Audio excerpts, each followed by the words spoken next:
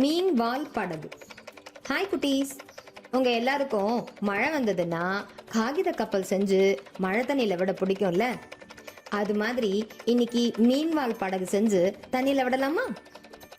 அது செய்ய தேவையான பொருட்கள்: பிளாஸ்டிக் டப்பாக்கள், மோட்டார், ஸ்விட்ச், 1.5 வோல்ட் பேட்டரி, பிளாஸ்டிக் தகடுகள், பிளாஸ்டிக் மணிகள் போன்றவை தேவைப்படும்.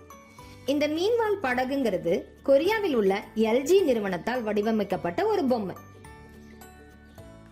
இது பிளாஸ்டிக் டப்பாக்களை கொண்டு வடிவமைக்கப்பட்ட ஒரு மாதிரி. இது இயங்க நமக்கு பேட்டரி, மோட்டர் மற்றும் ஸ்விட்ச் ஆகியவற்றை வயரால இணைச்சிக்கணும். இப்ப ஸ்விட்சை ஆன் செஞ்ச உடனே மோட்டரானது இயங்க ஆரம்பிக்கும்.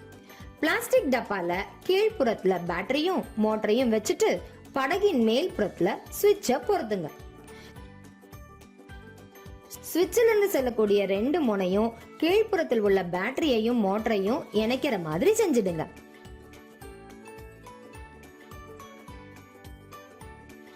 இப்ப ஸ்விட்சை ஆன் செஞ்ச உடனே மோட்டரானது இயங்க ஆரம்பிக்கும். 2 பக்கமும் எதிரெதிர் திசையில வளைஞ்ச கம்பியை எடுத்து பிளாஸ்டிக் டப்பால படத்துல காட்டினது போல சொருகிக்கணும். இந்த கம்பியையும் மோட்டரோட மேல் புறத்தில் இருக்கக்கூடிய கம்பியையும் ஒரு பிளாஸ்டிக் தகடோட இணைச்சிக்கணும்.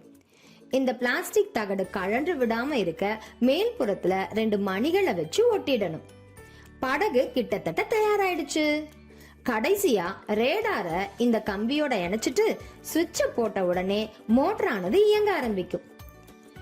இந்த படகை ஒரு நீருள்ள தொட்டியில வச்சா ரேடார் ஒரு மீன் வால் போல அசைஞ்சு படகை முன்னோக்கி நகர்த்துவதை நம்ம பார்க்கலாம்.